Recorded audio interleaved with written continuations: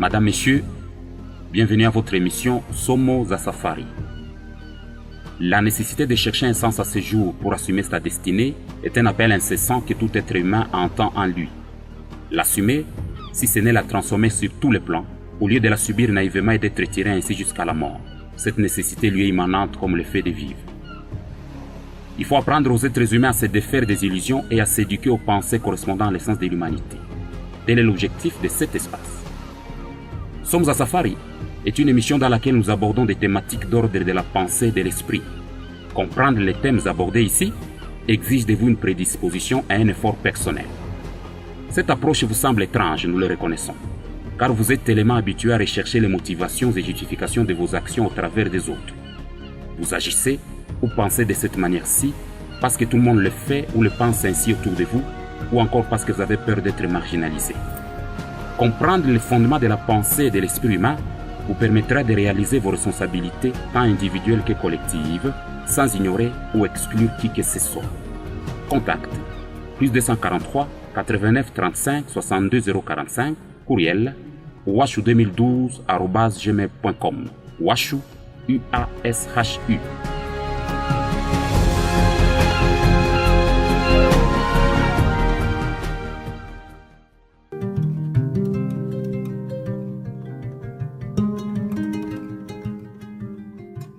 Somos à Safari. Leçon numéro 3. La loi des affinités ou des ententes. Sheria ya upatano. Toute la création obéit à la loi des affinités. Chacun ne voit que ce qu'il peut voir. Exemple, vous lisez un livre ou passez à un endroit. Quelque temps plus tard, vous le relisez ou y passez de nouveau et vous y découvrez d'autres choses. Pourquoi? Parce que vous avez évolué. Votre horizon, votre façon de voir ont changé. C'est la loi des affinités. La nature est tellement organisée de telle sorte que personne ne peut manquer de compagnie. Quoi que vous fassiez dans la vie, observez-le, madame, monsieur, il y a toujours quelqu'un qui vous encouragera, vous y aidera même. Dès qu'une pensée surgit dans votre tête et y persiste, jusqu'à produire des fantasmes, c'est comme un signal que vous émettez. Tous ceux qui sont en affinité avec vous dans le monde entier sont instantanément mobilisés pour vous faciliter à réaliser vos désirs. La loi des affinités, comme toutes les autres lois, ne comporte aucun jugement des valeurs. Ce n'est ni bien ni mal. Votre entourage vous renvoie toujours votre reflet. Si par exemple vous êtes contrarié, votre entourage va vous être prétexte à vous énerver. Ukiwa na hasira, ndugu yako siku hiyo njoo atakutendea kikwazo usiowazia. Ni hasira yako ndiyo ilituma kikwazo hilo litokee, kusudi hasira yako iongezeke. Ukiwa na furaha, hiyo siku njoo utapata habari njema uliochunga siku mingi. Ni furaha yako ndiyo ilirahisisha hivyo, kusudi ufurahi tena zaidi. Angalia, ukianzisha na kudumu ndani ya nia za uasherati, utaona jinsi uasherati watakuzunguka na okazion zote za uasherati zitafunuliwa kwako. Utashangaa kuona jinsi uasherati ni rahisi.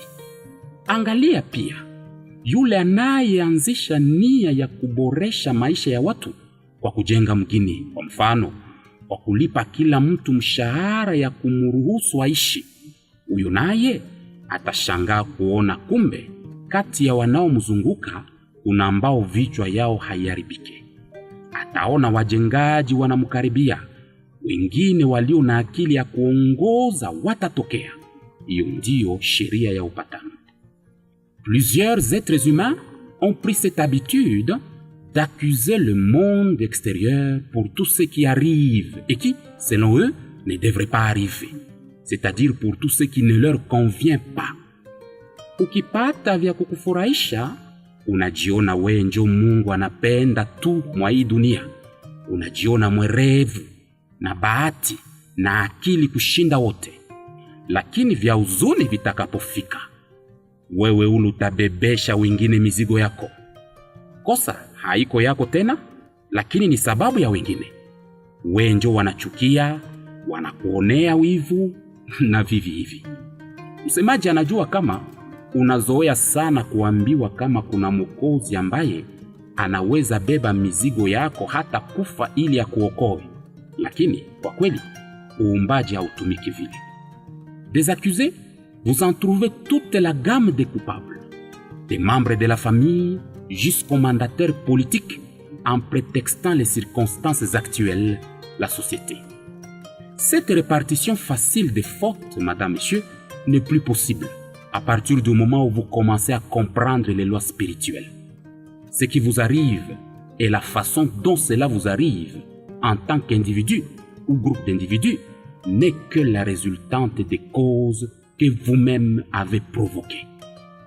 Madame, monsieur, essayez de visualiser le monde avec cette vision responsable des choses. Le savoir prévient, et à défaut de vous imprégner de cette réalité, vous pataugez dans l'ignorance. Et s'il se trouve qu'un groupe de vos congénères place en vous leur crédulité, vous êtes un charlatan. Les affinités forment les centres de pensée, communément appelés égrégores. Les affinités modifient même votre aura. Réalisez alors, madame, monsieur, que le nombre de gens en accord avec une conviction quelconque ne donne en rien à celle-ci un caractère a priori bienfaisant ou malfaisant. Munaweza kuwa maelfu na mko na hekima, sawa vile munaweza kuwa maelfu na mko kati ya udanganyifu. Wingi au udogo wa watu haimaanishi kizuri au kibaya. Toute naissance obéit d'ailleurs également et sans faille à la loi des affinités. L'orateur l'a déjà évoqué. Les notions de clan, de lignée sont une question d'affinité et non pas forcément de lien biologique. Quelle est votre lignée véritable? Vous croyez-vous médecin, politicien, agriculteur, tyran ou encore imbécile parce que vous êtes né d'une famille de médecins, politiciens, agriculteurs, tyrans ou encore des imbéciles?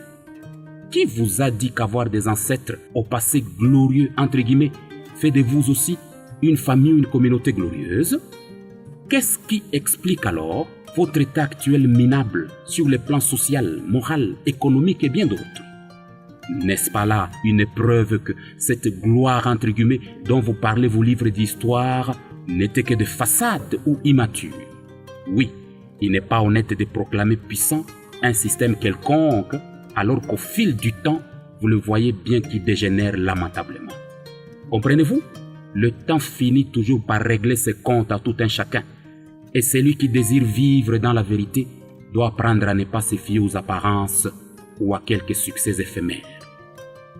Appartenir à une lignée ou centre de pensée ne dépend pas de votre famille biologique, mais plutôt des affinités.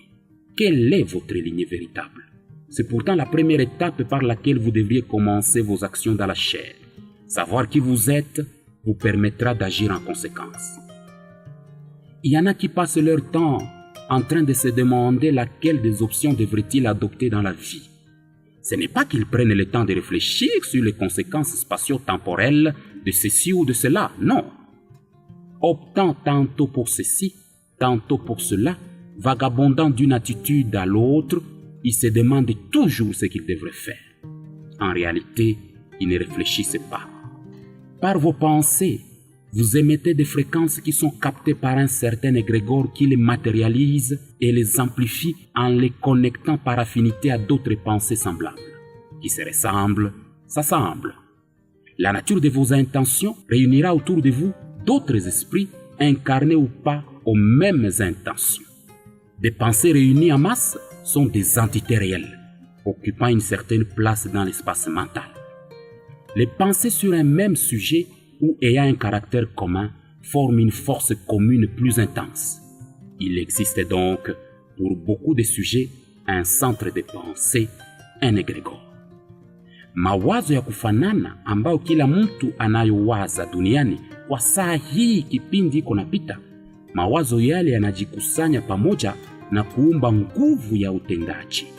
Unaweza sema kila mawazo na mbingu yake. La pensée traverse comme un rayonnement la matière subtile du plan mental. La pensée de l'humanité entière sur un certain sujet peut donc sans peine se concentrer en un même lieu et cependant demeurer accessible et attrayante à tout penseur occupé de ces sujets dans le monde entier. Si un penseur peut s'associer à un centre de pensée, il peut à son tour en subir l'influence. Il est ainsi beaucoup plus facile pour une personne de mentalité paresseuse d'accepter d'autrui une pensée toute faite que de s'imposer un effort mental, de considérer un sujet sous ses aspects divers, enfin de conclure par soi-même. Sur le plan mental, ceci est vrai relativement à la pensée et avec les modifications nécessaires, c'est vrai aussi sur le plan astral relativement aux sentiments. Prenons un exemple, celui d'un être humain saisi de crainte. Les vibrations générées par ce corps astral attirent immédiatement l'égrégore de crainte qui se trouve toujours dans le voisinage.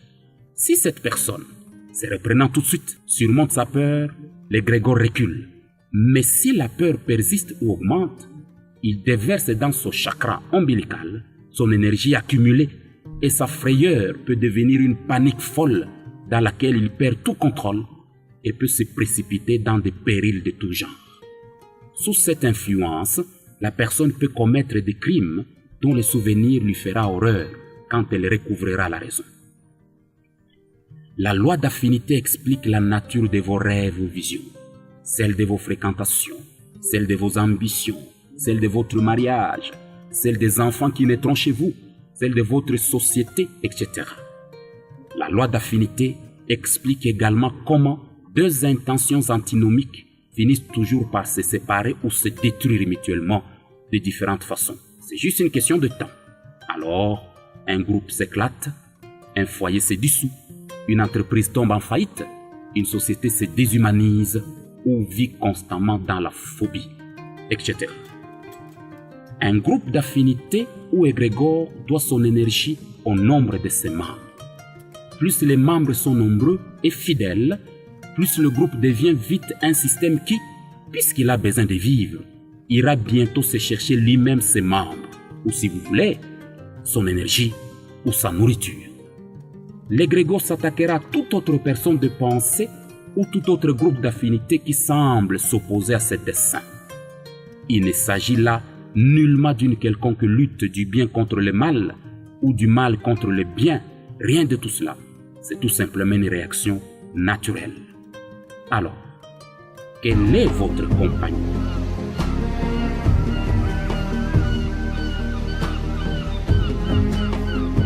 Madame, Messieurs, vous venez de suivre l'émission Somos à Safari. Somos à Safari est une émission dans laquelle nous abordons des thématiques d'ordre de la pensée et de l'esprit. Comme vous l'aurez remarqué, les initiateurs de cette émission n'ont aucune ambition de vous apporter des réponses ou des solutions. Ils veulent plutôt susciter en vous des questionnements et proposer des méthodologies d'action. Quant aux réponses ou solutions, il n'incombe qu'à vous et vous seuls de les trouver en vous. C'est en effet l'unique moyen, estimons-nous, d'être responsable. Vous pouvez ignorer cette réflexion et continuer à vivre comme bon vous semble. Vous pouvez également vous arrêter un petit instant et vous demander si ce qui est énoncé ici ne serait pas la base des bases de l'intelligence humaine, si les conséquences de cette réflexion n'affecteraient pas votre quotidien tant local que global, quel que soit votre pays et communauté de naissance, votre niveau d'instruction, votre métier, la morphologie de votre corps, bref, quels que soient vos avoirs. La vérité de l'esprit, en effet, madame, monsieur, n'exclut personne, ne discrimine personne.